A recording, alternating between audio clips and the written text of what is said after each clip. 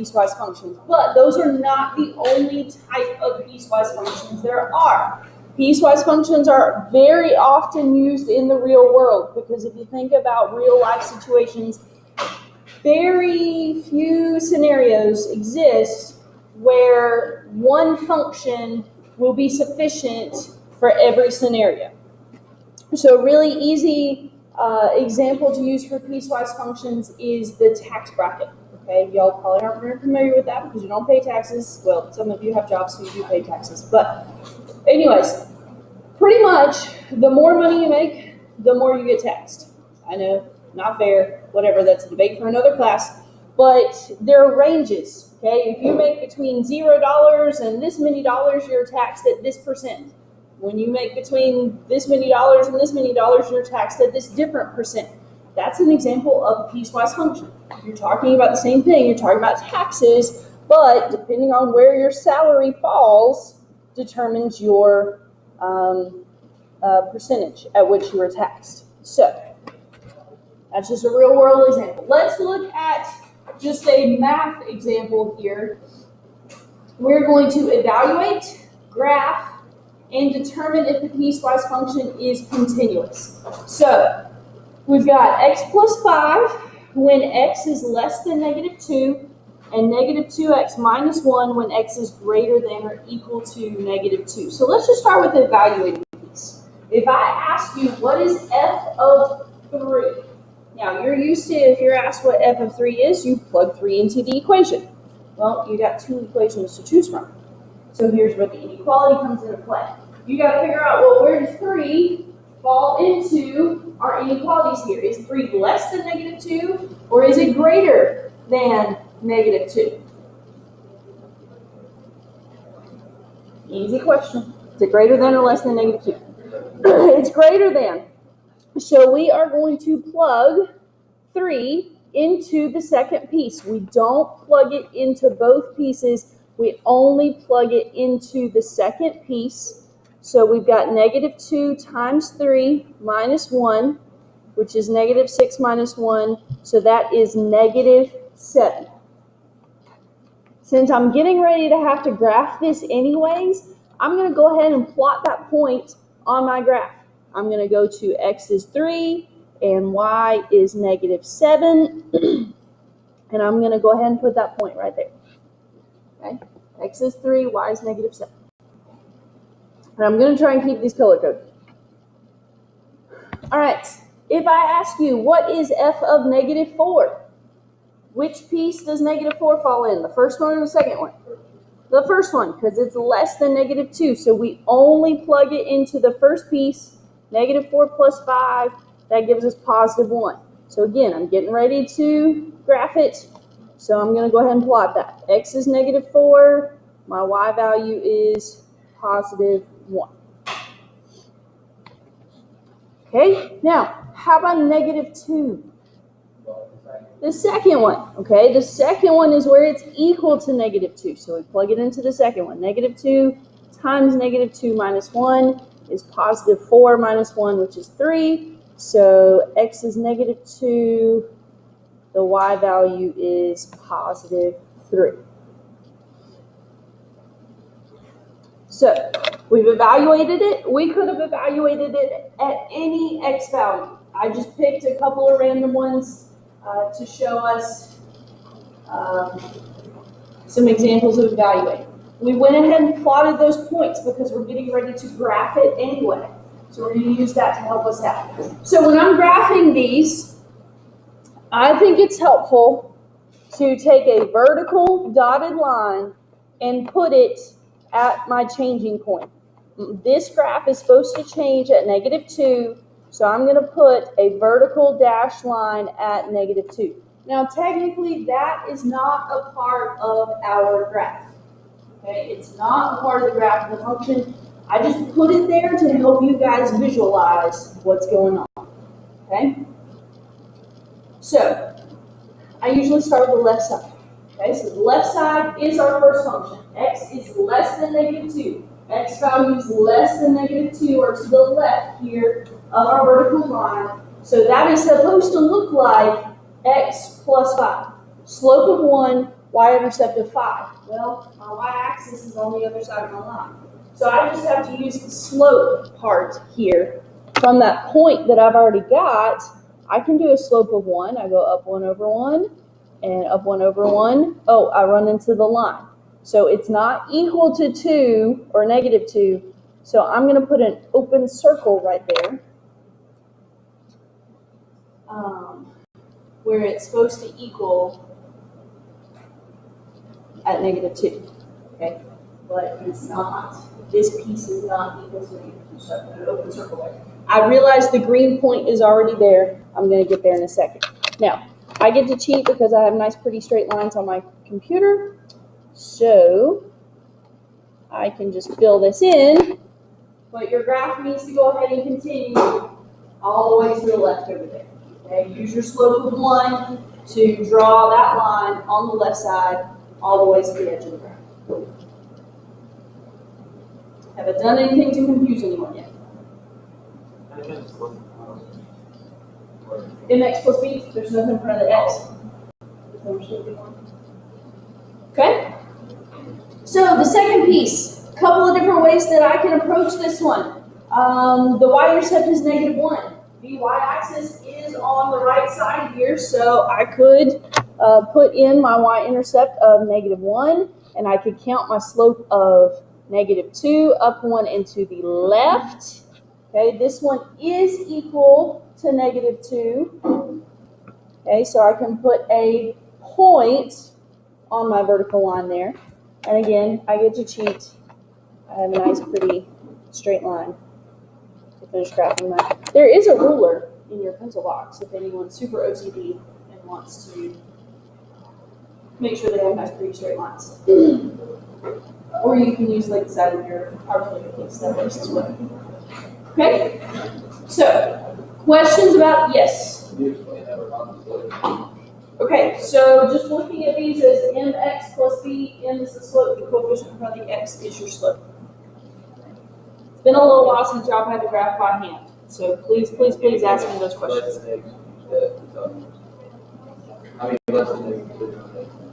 Yeah, less than negative 2 is the first function, so to the left is the first function. Okay? All right? Looks like y'all are thinking. Okay, that's with the absolute value. With these, you have to go with what they have. Okay, so he was asking about the equal to. I was telling you with the absolute value functions, I didn't care which piece got the equal to. The reason why it didn't matter with the absolute value functions, let me go back to an example here. Maybe. Nope. Okay. Well, with the absolute value functions, at 4, these pieces are the same value. At 4, you get negative 12 plus 9, which is negative 3. At 4, you get 12 minus 15, which is negative 3. So you get the same y value. That's why it didn't matter where the equal to was there. With these functions, they give them to you. You have to go with where they put the equal to. Okay? So this does matter. All right.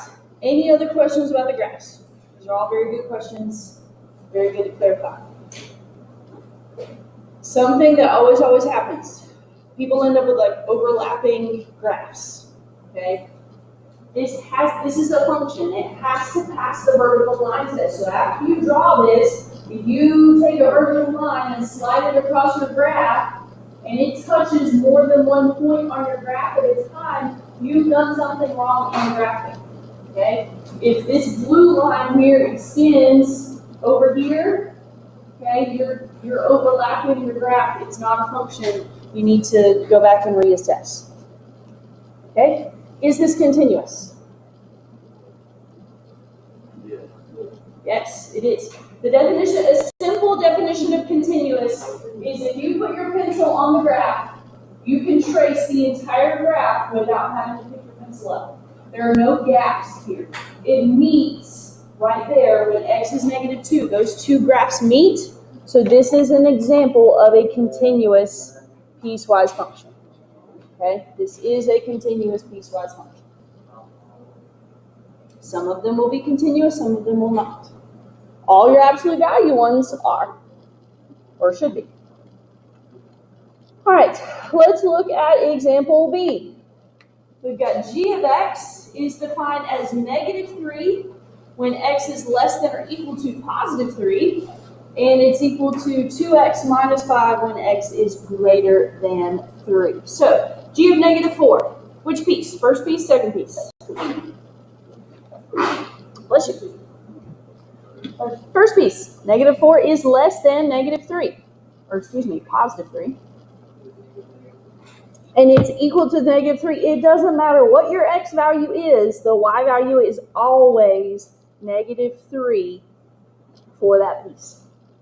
The y value is always -3. Okay, how about g of 0? First piece, second piece. First piece, 0 is less than 3, so that answer is also -3. I forgot to plot it while I was doing it. Okay, so -4, -3, 0, -3. How about g of 3? The first piece again. I was trying to prove a point here. Okay, so it is equal to -3. So I didn't ask you to evaluate anything for the second piece. Okay, all three of those x values were less than 3, so we used the first piece, and the first piece, the y value is always -3, always. Okay, so let's graph it. Put your vertical dashed line where it changes. It changes at 3. So it should look completely different on the left side than it does on the right side of this vertical line. Well, the left side's really easy. The y value is always -3. It is a horizontal line on -3. It's the one we tend to forget about. Y equals a constant. It's always a horizontal line. Okay, now let's graph the second piece. Now, this is up to you. I think the best way to do this, if your region, we're dealing with the right side of +3, if it does not include the y-axis, okay, so that you can use your y-intercept, the easiest thing to do is to plug in the point where it changes. Now, it doesn't actually equal it there, but it tells you where to start. So 2 times 3 minus 5 is 6 minus 5, which is 1. So I'm going to put an open circle at 3, 1. Okay, I plugged it into the second piece. Even though it's not equal to 3, I'm trying to figure out, well, where would it be if it were equal to 3? It should be at 1, and then I'm just going to use my slope from there. Up 2 over 1, up 2 over 1. Okay, so forth and so on. Draw your line in there. Make sure you don't fill in the circle. Okay, do not fill in the circle. That is an open hole right there at 3, 1. That should be an open place. And your line extends from there to the right of 3. Is this one continuous? No. Okay. You got a gap. If you start over here on the left side and you're following the graph, you got to pick up your pencil to get up to the next point there. Okay? This one is not continuous. No. Okay? All right. I'm going to do a couple more with you just to make sure we got it. Okay? Piecewise functions sometimes have 3 pieces. They can have as many pieces as they need to have. It's obviously a minimum of 2. Most common are 2 and 3. We usually don't deal with anything more than 3, and it's usually just 2, but sometimes they can have 3. So let's look at one that has 3. All right, so -2, h of -2. Which piece do we use? The first one. -2 is less than 0, so we plug it now. Be careful with this. There's already a negative in front of that x. Notice what I do when I write that down. Negative, parentheses, -2 plus 4. So really, it's +2 plus 4, which is 6. So let's go ahead and put our point on there. -2, +6. Okay, how about 0? Goes with the first piece again. So 0 doesn't have a negative. So it's just 0 plus 4, which is 4. So 0, 4. Okay, how about 5? Goes with the middle piece, the second piece. Okay, so 2 over 3 times 5 minus 1. That's 10 thirds minus 1. So 10 thirds minus 3 thirds is 7 over 3. If you don't know how to deal with fractions without a calculator, I suggest you start working on it. So 7 over 3, that's what? Just a little bit more than 2? 1, 2, 3, 4, 5. A little bit more than 2. Okay. How do I know that? Because 3 times 2 is 6. 7 is a little bit bigger than 6. All right. H of 100. I wanted to put something ridiculous on there. Okay. It goes with the last piece. The answer is always 2 for the last piece. Okay. Obviously, we can't graph that. Okay. We can't graph that. But we're just going to leave it there for the evaluator. Okay. Now, graphing. I didn't use the dotted lines on this one. I'm just going to do it piece by piece. If you need the dotted lines, you'll have 2 of them. You'll have one at 0 and you'll have one at 5. Okay. We've got everything that we need to graph the left side because we have the y-intercept. Well, it changes at 0. Okay, so we have that point there at 0, and then we got 2 points. Draw a line through 2 points. You got it. You can check it, but you've already got 2 points there, so you're good. Okay. All right, the middle piece. Here's how I do it. I'm going to plug in 0, even though it doesn't actually equal 0. I'm going to find out where that's supposed to be. So 2 thirds times 0 is 0. 0 minus 1 is negative 1. So I'm going to put a hole at 0, negative 1. I already evaluated it for the other endpoint at 5, so I can just connect those 2 pieces right there, and we've got our middle segment. Okay, connect your hole to the point you already had at 5, and you're done. Okay, and then when it's greater than 5, the y value is always 2. So hopefully you can see there's a little bit of separation there. That should have a open circle where it starts. Okay, there should be an open circle right here. At 5, 2, there should be an open circle because it's not equal to 5. Okay. So then obviously the answer to this one is it's definitely not continuous. It has 2 discontinuities, 2 places where you have to jump to make it continuous. Okay? Making a little bit more sense now? A little bit? Okay, let's do one more together and then I'll give y'all some to practice with. Okay, another 3-piecer. X plus 4 between negative 6 and 2.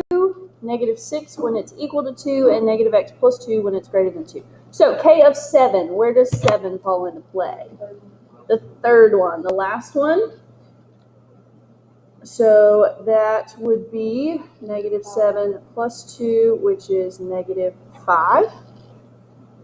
So 7, 2, 4, 6, 7, negative 5. Point right there. But 0, where's 0 fall? First one. So 0 plus 4 is 4. So we've got the point 0, 4. Okay. K of negative 8.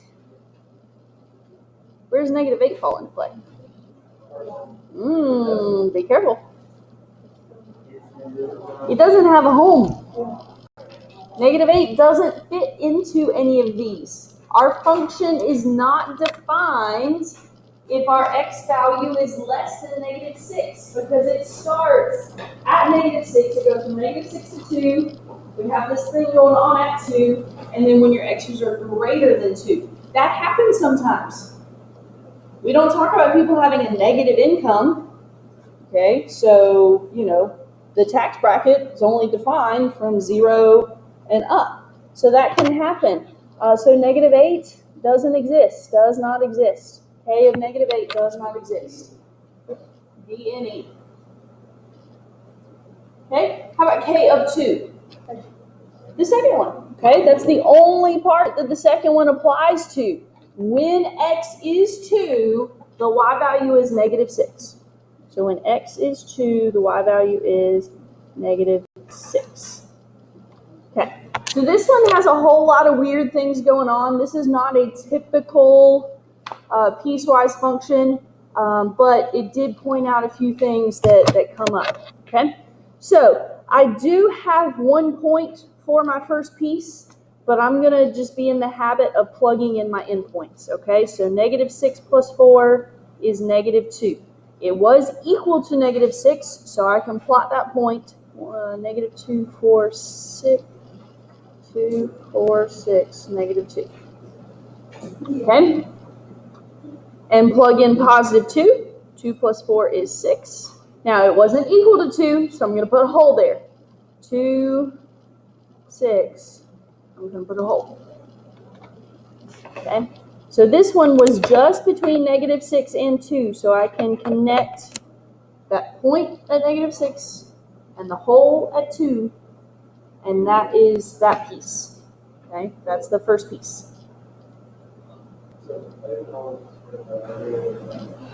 Yes.